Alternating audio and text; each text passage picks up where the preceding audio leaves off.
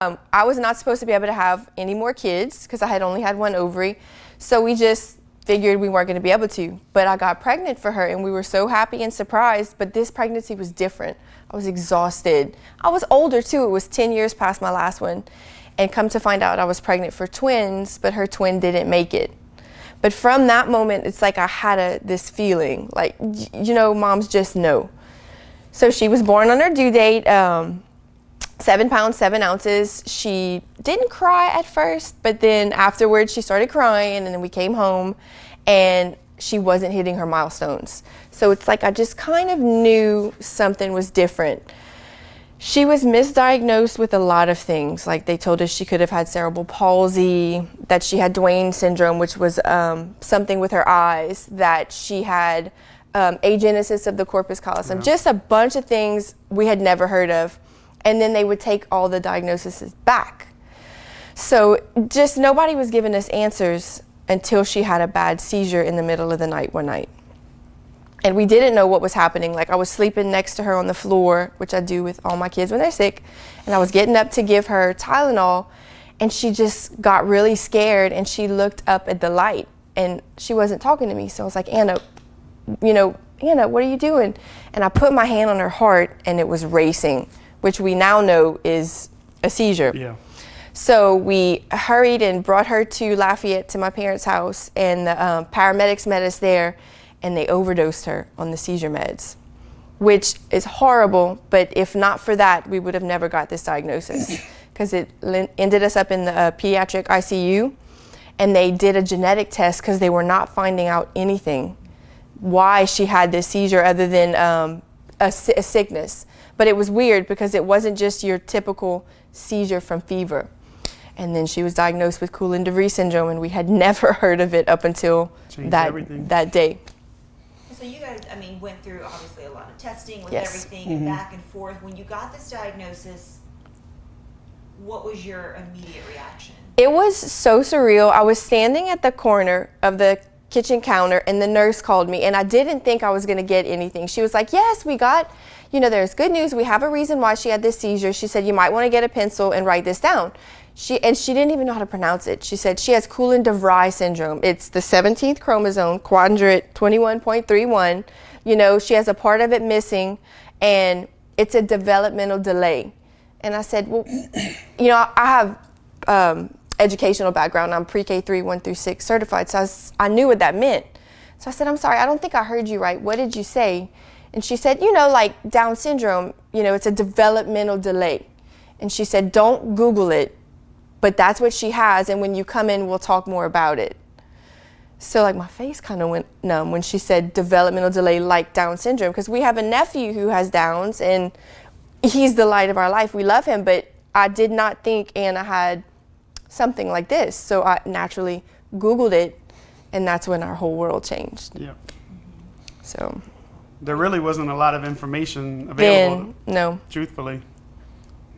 Facebook page with all the parents is where we get 90% of our info. That's the biggest help. Facebook page, like we are the experts. It's so frustrating when you know more than your kids' doctors about it's so new. Their syndrome. Like they said when she was diagnosed, 1 in 16,000 people have it.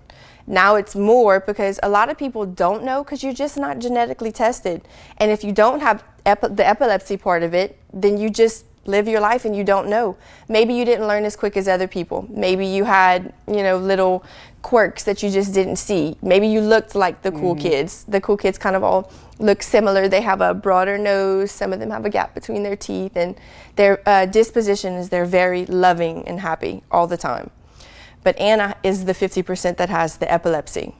So that makes it more difficult for her because she has to live on this medicine that basically keeps her functioning and not having seizures. And one thing, you guys were saying was it's not as easy as maybe with your other 2 children where you can just say, okay, you're going to go to this school and you're going to do this. Like you guys had to do your research to make sure that she's protected. Oh, yeah. Absolutely. Everything is thought out, process, timing, medicine every night. We have to be on a regimented schedule. She has to be in bed by 7:30 to 8 p.m. Yeah. Just changed everything. It was really depressing. I'm not going to lie. I spent many nights crying because it just wasn't in our plan to have our kids not be at the same school. You know, like when I got pregnant for Anna, I had this sheet taped up on my desk where I had all of Aiden's ages and Emma's and then Anna's and what grade they were going to be in. And like, I was planning on going back and teaching because I'm a teacher. And then it just kind of all got thrown out the window. And I wasn't finding a school that had a nurse that was a Catholic school. You know, there's 2 schools in the diocese that have special needs programs. Fatima takes the Down syndrome kids, and then Cathedral Carmel has, they also accept Down syndrome kids, but they have a wider variety. And I didn't know about that program, and when I found it, it was like the answer to my prayer. So it was a huge blessing. You know, what is it like for you guys now? Kind of going through this, been going through this for a few years now. Like, what is life like? This is going to sound worse than it is, but I went through a grieving process. Like, my world that we had planned, like we are high school sweethearts. We've been together since 1995, and we just had this plan. We were going to get married, you know, we have our own business. I was going to have kids, stay home with them, and then go back and teach again. And they were going to go to school, and one day they were going to leave, and then we were going to be just T and I again. And that completely changed. And you know, your family to an extent understands it, and they can kind of like empathize with you, but they don't get it like our brother and our sister-in-law get it, who have our nephew Bennett, who has Down syndrome. So now it's better. We're like 3 years past her diagnosis, and it's more, it's easier because we have our cool families that get it. So it's just a new road for us. Yeah, having people who are in the same boat with you, who understand the not being able to get answers, it really helps a lot, just having someone who can empathize. Yep. So now she has someone at her school. Yes! So let's talk a little bit about that, because I think for kids and for adults even, you know, having someone who is like you, like you're just like, wow, you're just like me. Exactly. You know, what is that like for her, and what is that like for you guys too? We have been wanting to meet another cool family since Anna has been diagnosed. And after, you know, she got diagnosed, and then we had like a rough year of trying to get her seizures in line, so we couldn't meet with other families. And through this tragic Hurricane Ida, we have had a chance to meet with one of the first cool families that reached out to us when we were diagnosed, because there's 5 other families in Louisiana with there's 5 kids with Koolens in the state that are documented. Of course, there's probably others, tons, but you know, and their house was damaged because of Ida, and the mom actually went to Cathedral as a child, and now her daughter is in class with Anna, and we got to meet them. It's like Christmas morning is the only way I can describe it. And they were so sweet. They just got out of the car and just hugged each other like they had known each other for years. It's the best feeling ever. Yeah, the chances are, it's almost impossible, but somehow it happened. And all the other cool families are equally as excited. It just brings so much joy and hope to see them connecting, and to just have that other person that looks like you and talks like you, walks like you. They could be sisters. It's special. You know, whenever we listen to your story, there's a lot of hope. And a lot of faith. Yes. You know, so what, even if, you know, parents aren't going through this, if they're going through something else with their children, any advice you can give them, or anything that you guys can tell them to kind of help them get through? Yeah, you just have to have grace for your partner, and you have to have grace with yourself. Don't feel guilty for what feelings you're going to go through, because it's a roller coaster. You're going to go through so many feelings. And naturally, as a mom, you're going to want to blame yourself. Don't do it. It's not your fault. You know, God gave us Anna for a reason. She is the light of our life. Like, our family was not complete until we had her, our caboose. She just did it. She completed it for us. So just have grace for your partner. Y'all are each going to go through the grieving process on your own time frame. Go through it. Just know that it's going to get better. Everything's going to get better. It's going to work itself out. And the new life is just as beautiful as the old life that you had. And Anna, she can do pretty much everything that every other, like she doesn't have any limitations, like when it comes to with the epilepsy, like she. Right. Well, the only thing with Anna is that she takes a medicine called zonisamide, and it has a side effect of making her sensitive to sunlight. So that has restricted her because we were always outside in the pool with her, and she can't do that as much now. So we're trying to tweak it to where she could possibly get off of that so that she's not restricted and can do everything else that everyone else does. Yeah, and then she had a regression from her major seizure where she can't really count the same as she used to, but she's getting back there. She's working on it. Yep. Just, she has speech and OT, and she has all the other resources to get those skills back that she lost. And we're always, working with her at home on it, but there is hope that she can. And maybe one day be able to live a life just like her brother and her sister. So what grade is she in now? So she's in the T-REC program, which is, she's kindergarten level, but it's a class where she has a teacher and 2 aides, and then she's taken out for science and PE and art. And sometimes she goes into the self-contained kindergarten class for lessons as well, but she absolutely loves her school. I mean, she's just so happy to be a normal kid. The teachers just work so hard and take these special children with their special needs that they have, and they just seem to do a wonderful job. It's resources for exceptional children. Yeah. And it's the belief process that all children have the ability to learn in a faith-filled environment, and they are giving them that chance at Cathedral, and we are just so thankful. What's her favorite thing to do? Sing. She loves the sound of her voice. She didn't talk for so long that I have to remind us and Aiden and Emma, like, guys, she didn't talk for so long, like, let's just remember that. Just take a breath.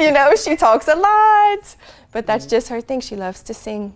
Yeah, and we were so close to losing her with her big seizure. Then it's like every day, no matter what, it's a blessing, no matter how hard it is. Yeah, we didn't think we would have her this long after that whole experience. So every day is like a present, a gift for us. Is there anything else y'all would like for people to know about Anna, about your family? So, it's called Koolen-de Vries syndrome, and it is very rare. It gets $0 of funding from the federal government. I believe the Down Syndrome Association got, I believe it was 90 million last year from the federal government in resource for funding. So everything that we raise for Koolen-de Vries syndrome is done by us, the parents. So just having this conversation with you guys and raising awareness for KDVS means so much. So we're having our foundation, our fundraiser right now, and I post about it on Facebook, and it just kind of explains all the medical problems that come along with Koolen-de Vries syndrome. Anna also has some heart conditions. She possibly may have to have surgery when she hits puberty. So that's another check off of what she has, but just raising awareness is what's important. So if you don't know what Koolen-de Vries syndrome is, look it up. Find out about it. You may have people in your family that you might think, ooh, this sounds like them. Maybe you want to get tested for it. You might be a part of our family as well. So we'll welcome anybody who's part of it. So is there any way to get federal dollars? Or is it just? We are trying to get more. Our Governor, John Bel Edwards, did make July 17th Koolen-de Vries syndrome day in Louisiana. So we're all trying to do that throughout the nation and just put that in our governor's ears so that they know we have more families in our state that are in need of assistance. So that is the first step, and we're taking it. And we have a summit every year with the families who come together. 1 year is a summit, 1 year is just a gathering. And next year it will be at Disney World, and Dr. Koolen and Dr. De Vries will be there, and we will get to be with all the other family members together in person. And that for us is huge because the doctors on the board are there. And for them to be able to see and touch and examine our kids is so important. So that's what this fundraiser is for, to help get us to that gathering. So it's important. It's special. One thing I wanted to say is that this is something we're both thankful for. We both took a class at UL. We both graduated from UL. We took a class with Miss Voorhees, SPED. Alicia Voorhees. Yeah, she's gone now. But she always talked about kids who were in the gray area where you could tell something was wrong, wasn't quite right.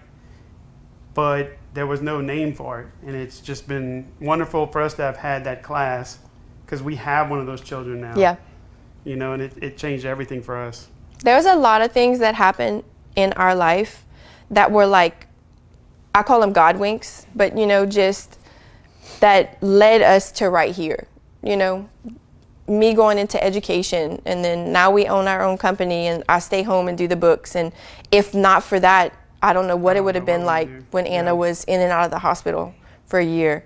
So it's like, when she was first diagnosed, that was hard, the change, but now I get it. You know, everything happened to get us to where we are so that we could be the best parents to Aiden, Emma, and Anna. So we're just thankful for you to come and raise awareness for her syndrome, her rare syndrome. I love y'all's story. Oh, That thank was you. great.